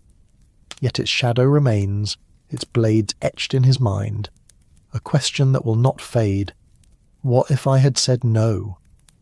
Machiavelli joins him, his presence a quiet storm in the firelight. "You did well today," he says, his voice soft, almost gentle. "The men are inspired. Florence is stronger for it."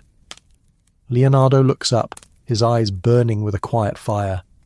"Stronger," he echoes, his voice heavy with exhaustion. "But at what cost, Niccolo? What have I given up to make it so?" Machiavelli's smile is faint, almost sad. "You've given Florence a chance," he says, his words a whisper in the darkness. "That is more than most can offer." Leonardo turns back to his sketch, his hand trembling as he draws another line, another arch, another dream. The firelight dances across the parchment, casting shadows that seem to writhe like the machine itself.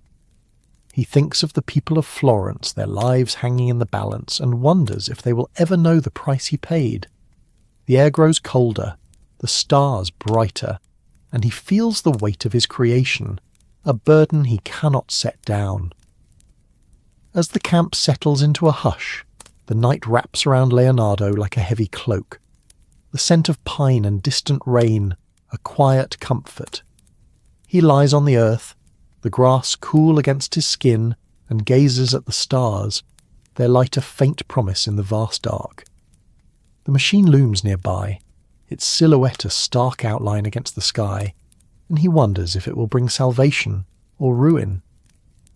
In his dreams, he sees not blades, but wings, fragile, fleeting, lifting toward a world unmarred by war.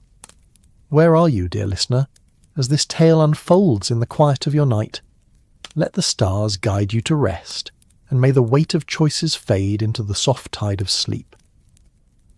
The night at the border camp is a restless one, the air thick with the scent of damp earth and the faint acrid tang of oiled steel, as if the machine itself breathes in the darkness.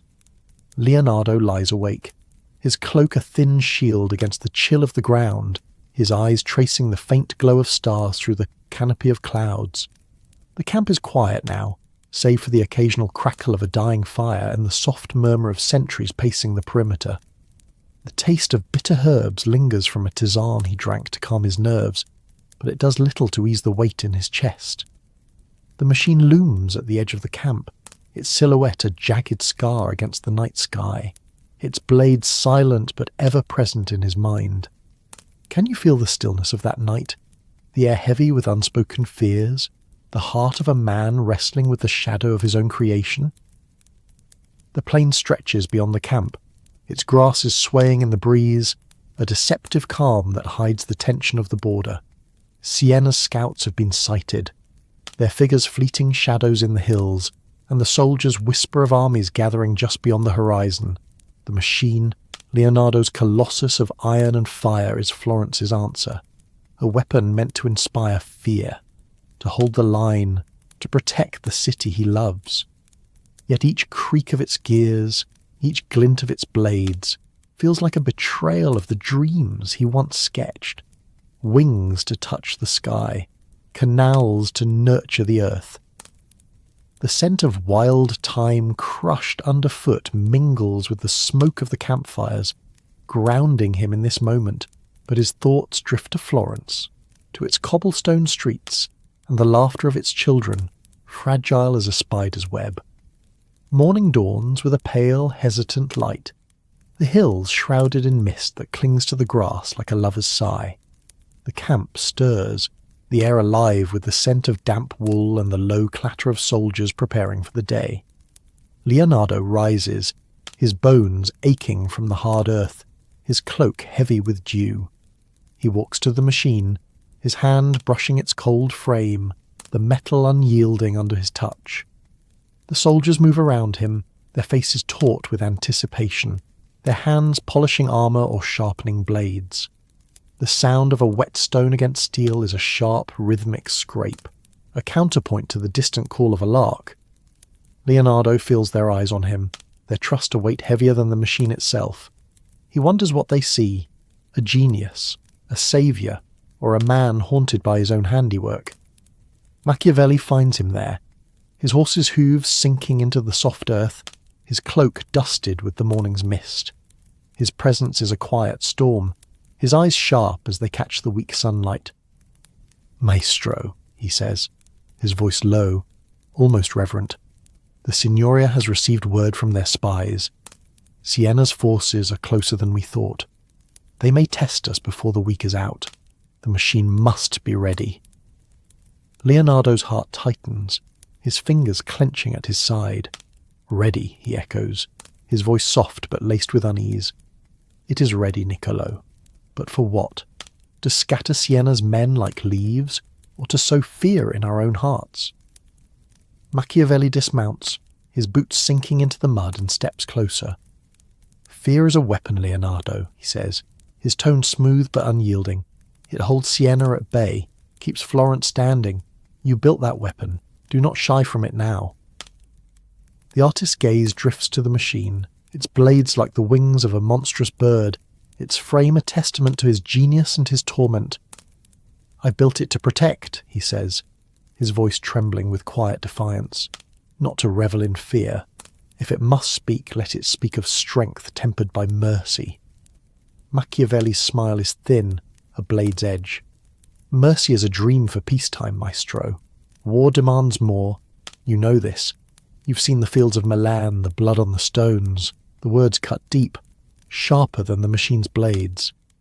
Leonardo remembers Milan, the screams of the fallen, the stench of death in the air. He had designed machines then, too. Catapults, cannons, instruments of war meant to defend but used to destroy. Now this colossus stands ready to march, its purpose as clear as it is terrible. "I know the cost," he says at last, his voice heavy with conviction, "and I will not let this machine become a monster. I will guide it, Niccolo, but I will not let it rule us." Machiavelli's eyes narrow, but his tone remains calm.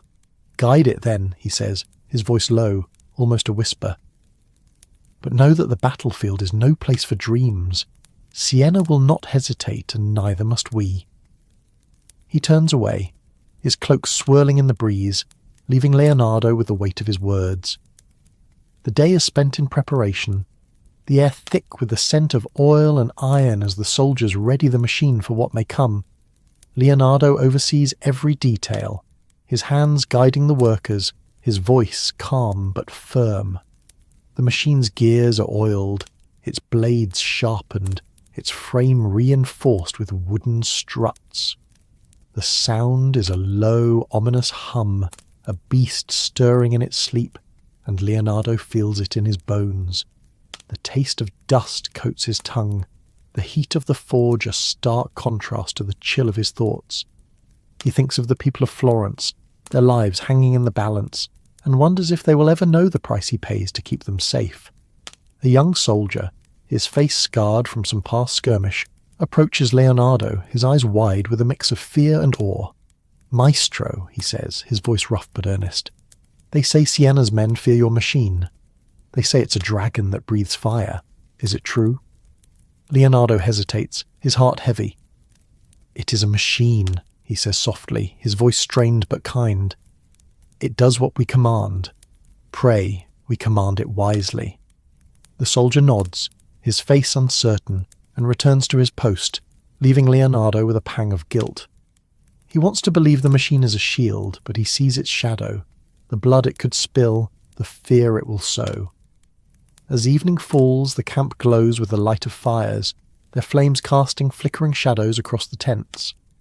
The air is cool, carrying the scent of wood smoke and roasted meat, the faint tang of wine shared among the men. Leonardo sits apart, his hands sketching in the firelight. Not the machine, but a vision of a canal, its waters flowing to feed thirsty fields. The act is a quiet rebellion, a refusal to let the machine define him. Yet its shadow lingers, its blades etched in his mind, a question that will not fade. What if I had refused? Machiavelli joins him, his presence a quiet storm in the flickering light. "The men are restless," he says, his voice low, almost gentle. "They speak of Siena, of battles to come. Your machine gives them courage, Leonardo. You've done more than you know." Leonardo looks up, his eyes burning with a quiet fire. "Courage," he echoes, his voice heavy with exhaustion. Or a false promise. What courage is there in a machine that could burn a city to ash? Machiavelli's smile is faint, almost sad. "The courage to survive," he says, his words a whisper in the firelight. "You've given Florence a chance, Maestro. That is more than most can claim." Leonardo turns back to his sketch, his hand trembling as he draws another line, another dream. The firelight dances across the parchment, casting shadows that seem to writhe like the machine itself. He thinks of the children in Florence, their laughter a fragile thread, in a city on the edge of war, and wonders what they will become in a world shaped by his creation. The air grows colder, the stars hidden by clouds, and he feels the weight of his choice, a burden he cannot set down. The next morning, a messenger arrives, his horse lathered with sweat, his face pale with urgency. The air is thick with the scent of dust and horses, the sound of hoofbeats a sharp counterpoint to the camp's quiet. "Maestro, Signor Machiavelli," the messenger says, his voice trembling. "Siena's forces have been sighted, less than a day's march from here. They know of the machine, their scouts have spread word, and their commanders are preparing to meet it." Leonardo's heart lurches, his hands clenching the edge of his cloak. "Meet it?" he asks, his voice low, almost a whisper. They would face it, knowing its power. The messenger nods, his eyes wide. They say their numbers are great, Maestro. They believe they can overwhelm it. Machiavelli's eyes gleam, his voice sharp with purpose. Then we show them they are wrong, he says, his tone unyielding. The machine will break their will before a single arrow flies. Leonardo, you must prepare it for battle. The artist's breath catches, his gaze drifting to the machine, its blades glinting in the morning light. Battle, he murmurs, his voice heavy with dread. I built it to prevent war, Niccolo, not to wage it. Machiavelli steps closer, his voice low, almost intimate. You built it to save Florence, he says, his words a blade that cuts through Leonardo's doubts. Now is the moment. Show Siena the cost of their ambition. The camp erupts into action, the air alive with the clatter of armour and the shouts of men. Leonardo moves among them, his hands guiding the workers as they ready the machine, his voice calm but strained. The gears are checked, the blades oiled, the furnace stoked with wood until it glows like a dragon's heart. The sound is a low roar, a beast awakening, and Leonardo feels it in his chest, a pulse that drowns out the world. The taste of smoke coats his tongue, the heat of the forge a stark contrast to the chill of his fear. As midday approaches, the plain is transformed into a stage for war. The soldiers form ranks, their armour glinting in the sun, their faces set with determination. The machine stands at the centre, its frame towering over the men, its blades like the wings of a monstrous bird. Leonardo stands beside it, his cloak billowing in the wind, his heart heavy with the weight of what is to come.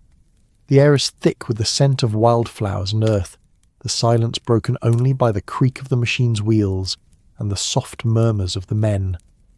He feels their eyes on him, their trust a burden he cannot escape. Machiavelli rides up, his horse's hooves sinking into the soft earth, his gaze sharp as a blade. The moment is now, Maestro, he says, his voice low, almost reverent. Show Siena what Florence can do. Leonardo nods, his throat tight, and steps forward, his hands clasped behind his back. The soldiers gather, their breaths held, their eyes fixed on him. He raises his voice, soft but carrying, as if speaking to the plain itself. This is a tool, he says, his words steady but laced with pain. A tool to guard our homes, our families, our city. But it is not our heart. It is not our soul. Use it wisely, or it will consume us all. A murmur ripples through the ranks, a mixture of agreement and unease. The machine lurches forward, its blades slicing through the air, a demonstration of power that shakes the earth. The wooden targets set up on the plain splinter and shatter, their fragments flying like broken dreams. The soldiers cheer, their voices a roar that drowns out the birdsong. But Leonardo's heart sinks, the sound of destruction echoing in his mind. Machiavelli dismounts, his eyes gleaming with satisfaction. They see it now, he says, his voice low, almost a whisper. Siena's scouts will carry this to their commanders, and they will know fear. Leonardo's gaze remains on the shattered targets, his voice barely. And what will we become, Niccolo? A city that lives by fear alone? Machiavelli's smile fades, his eyes narrowing. We will survive, he says, his tone firm but not unkind. That is enough. The demonstration ends, and the soldiers begin to disperse, their voices a low hum that blends with the wind. Leonardo walks away, his steps heavy, his thoughts a tangle of gears and wings. The machine stands silent now, its blades still, but its presence lingers, a shadow that follows him back to the camp. That night, by the firelight, Leonardo sits alone, his hands sketching in the flickering glow. The air is cool, carrying the scent of wood smoke and earth, the taste of roasted meat lingering from the evening's meal. He draws not the machine, but a vision of a bridge, its arches spanning a river, connecting distant shores. The act is a quiet rebellion, a refusal to let the machine define him. Yet its shadow remains, its blades etched in his mind, a question that will not fade. What if I had said no? Machiavelli joins him, his presence a quiet storm in the firelight. "You did well today," he says, his voice soft, almost gentle. "The men are inspired. Florence is stronger for it." Leonardo looks up, his eyes burning with a quiet fire. "Stronger," he echoes, his voice heavy with exhaustion. "But at what cost, Niccolo? What have I given up to make it so?" Machiavelli's smile is faint, almost sad. "You've given Florence a chance," he says, his words a whisper in the darkness. "That is more than most can offer." Leonardo turns back to his sketch, his hand trembling as he draws another line, another arch, another dream. The firelight dances across the parchment, casting shadows that seem to writhe like the machine itself. He thinks of the people of Florence, their lives hanging in the balance, and wonders if they will ever know the price he paid. The air grows colder, the stars hidden by clouds, and he feels the weight of his creation, a burden he cannot set down. As the night deepens, Leonardo lies on the earth, the scent of grass and smoke a faint comfort in the darkness. The machine looms nearby, its silhouette a dark promise against the sky. In his dreams he sees not blades, but wings, fragile, fleeting, lifting toward a world unmarred by war. The taste of hope is faint, almost lost, but it lingers, a spark in the darkness. And so, dear listener, as you sink into the quiet of your own night, let the plain of Tuscany fade, let the weight of iron and fire dissolve into the soft tide of dreams. Imagine a world where genius serves not war, but peace, where the heart of a city beats with hope. Where are you, as this tale weaves through the shadows? Let me know, and rest now, carried gently towards sleep by the whisper of this story. The dawn breaks over the Tuscan plain with a fragile light, the sky streaked with clouds that cast fleeting shadows across the earth. The air is sharp with the scent of dew-soaked grass and the faint tang of iron from the machine, now poised at the border like a titan awaiting its moment. Leonardo stands alone, his cloak heavy with the morning's chill, his hands tracing the worn edge of a parchment tucked inside his sleeve, a sketch of a wing, a dream of flight that feels further away than ever. The camp stirs behind him, the clatter of armour and the low murmur of soldiers blending with the distant call of a lark. The taste of stale bread lingers from a hasty meal, a bitter reminder of the days spent marching toward this moment. Can you feel the weight of that dawn, the air thick with the promise of conflict, the heart of a man caught between his creation and his conscience? The machine looms at the centre of the plain, its blades glinting in the weak sunlight, its gears silent but ready. The soldiers move with purpose, their faces set with a mix of fear and resolve, their hands gripping swords and pikes as if to anchor themselves against the uncertainty. Sienna's forces have been sighted, their banners a faint smudge on the horizon, and the air hums with the tension of what may come. Leonardo feels it in his bones, a pulse that matches the low groan of the machine as workers make final adjustments. The scent of oiled leather and wood smoke clings to the breeze, grounding him in this moment. But his thoughts drift to Florence, its cobblestone streets, its weary artisans, its children whose laughter he fears he may silence with his creation. Machiavelli approaches, his horse's hooves soft on the earth, his eyes sharp as they catch the morning light. "Maestro," he says, his voice low but urgent, "Sienna's commanders have sent an envoy. They wish to parley before blood is spilled. The machine has done its work. Its shadow alone has brought them to the table." Leonardo's heart lurches, a flicker of hope tempered by doubt. "Parley," he murmurs, his voice soft but heavy. "And what do we offer, Niccolo?" A threat, a promise of destruction. Machiavelli dismounts, his cloak brushing the grass, his gaze unyielding. We offer strength, he says, his tone smooth but firm. Your machine has made them hesitate. That is victory enough for now. Come, Leonardo, stand with me. Let them see the man who forged their fear. The artist's hands clench, his fingers smudging the charcoal on his sketch. I forged it to protect, he says, his voice trembling with quiet defiance. If this parley brings peace, I will stand with you. But if it demands more blood, I will not be its herald. Machiavelli's smile is faint, almost sorrowful. Peace is won through fear, maestro. You know this. Let us meet them and see what they offer. The parley takes place under a lone oak, its branches heavy with autumn leaves, the air thick with the scent of earth and tension. Siena's envoy, a man with a weathered face and eyes sharp with calculation, stands flanked by 2 guards, their armour glinting dully. The machine looms in the distance, its presence a silent threat that hangs over the meeting like a storm cloud. Leonardo stands beside Machiavelli, his cloak billowing in the wind, his heart heavy with the weight of what he has wrought. The envoy speaks first, his voice steady but cautious. Florence's machine is a marvel, he says, his eyes flicking toward the iron colossus. Siena has no wish to test its blades. We propose a truce, borders unchanged, no blood spilled. Machiavelli's eyes gleam, but his voice is calm. A truce, he says, his tone measured. And what guarantees Siena's word?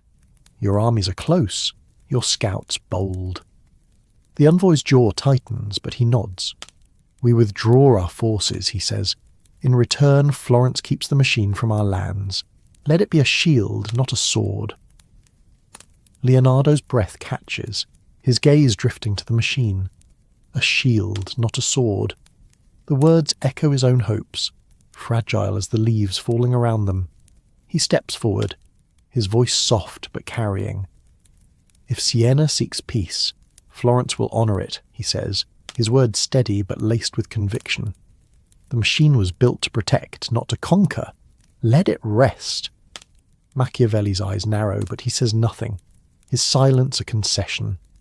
The envoy nods, his face unreadable, and the parley ends with a tense agreement, the air heavy with the scent of earth, and the faint promise of reprieve. The soldiers watch from a distance, their murmurs a soft tide, their eyes fixed on Leonardo as if he holds their fate in his hands. Back at the camp, the air is alive with the clatter of packing, the soldiers preparing to return to Florence. The machine is secured, its blades covered, its furnace cold. Leonardo walks beside it, his hand brushing its frame, the metal cool under his touch. The taste of dust lingers, the sound of creaking wheels a reminder of the journey back. He feels a strange lightness, as if a weight has lifted, but the shadow of the machine remains, a question that will not fade. What has he become? Machiavelli joins him, his presence a quiet storm in the fading light. You've done it, Leonardo, he says, his voice low, almost gentle. Siena retreats, and Florence stands. Your machine has saved us without a drop of blood. Leonardo looks up, his eyes burning with a quiet fire. Saved us, he echoes, his voice heavy with exhaustion. But at what cost, Niccolo? The fear it sowed, the shadow it cast. Will Florence ever be the same? Machiavelli's smile is faint, almost sad. Cities change, maestro, he says, his words a whisper in the dusk. As do men. You've given us a future. That is enough. Leonardo turns away, his gaze falling on the hills, their slopes soft in the twilight. He thinks of his workshop, of the sketches waiting there. Wings, bridges, dreams of a world lifted by beauty, not crushed by war. The air grows cooler, the scent of grass and smoke a faint comfort, and he feels the weight of his creation, a burden he will always carry. The journey back to Florence is quiet, the machine rolling behind them like a silent giant, its blades hidden, but its presence undeniable. The cobblestone streets greet them, the air thick with the scent of baking bread and the chatter of merchants, unaware of the shadow that marched to the border and back. Leonardo returns to his workshop, the air heavy with the scent of linseed oil and charcoal, the silence broken only by the scratch of his pen. He draws a bird in flight, its wings catching the wind, a quiet rebellion against the machine that defined him. As night falls, Florence sleeps, its heartbeat steady but changed. Leonardo sits alone, the candlelight flickering across his sketches, his hands trembling with the weight of what he has done. He sees the machine in his mind, its blades still, its gears quiet, but its shadow lingers, a question that will haunt him. What if he had said no? Yet in the quiet he finds a spark of hope, a hope that his art, his dreams, might still shape a world where beauty triumphs over destruction. And so, dear listener, as you drift into the stillness of your own night, let the streets of Florence fade, let the scent of charcoal and earth dissolve into the quiet of your dreams. Imagine a world where genius weaves hope, where the heart of a man can mend what his hands have wrought. Where are you as this tale finds its rest? Let me know, and sleep gently, carried by the whisper of this story into the soft embrace of peace. That's our tale tonight, listeners. Share your thoughts, your city, your time zone. Are you in Seoul at sunrise, Istanbul by the Bosphorus breeze, Rio de Janeiro under tropical midnight, or Sydney as dawn colours the harbour? Like this episode, subscribe if you love these shadows, keep your lanterns lit. Rest well. Until next time.